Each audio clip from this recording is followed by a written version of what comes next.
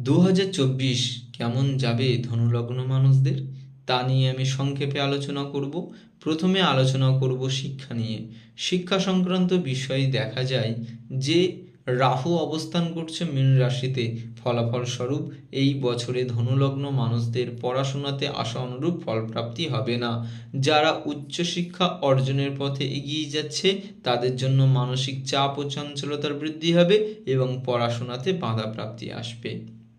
শনি অবস্থান করছে কুম্ভ রাশিতে, ফলাফল স্বরূপ এই বছরে মানসিক ধৈর্যের হানি ঘটবে ধনুলগ্ন মানুষদের।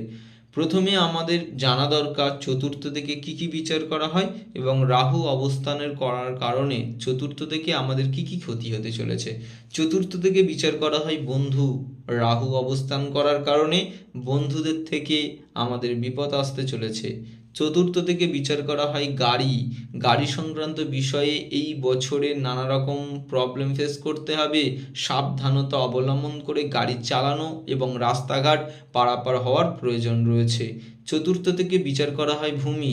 এই বছরে ভূমি সংক্রান্ত বিষয়ে আমাদের অর্থাৎ ধনুলগ্ন মানুষদের ঝামেলায় পড়তে হবে।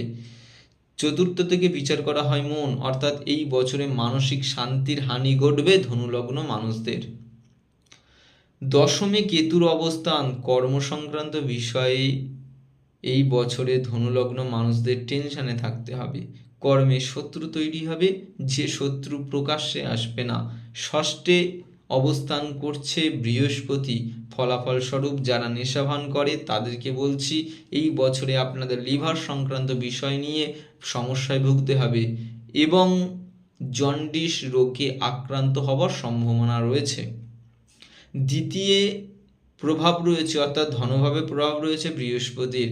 বৃহস্পতি এই বছরে ধনুলগ্ন মানুষদের অর্থ তো দেবে কিন্তু মানসিক শান্তি দেবে না। নবমে প্রভাব রয়েছে অর্থাৎ ভাগ্যস্থানে প্রভাব রয়েছে শনিদেবের, অর্থাৎ ভাগ্যে বিপর্যয় ঘটবে। এক কাজ বারবার করার ফলে সেই কাজ সাফল্য অর্জিত হবে, অর্থাৎ সেই কাজে সাফল্য পাবে, সাকসেস পাবে।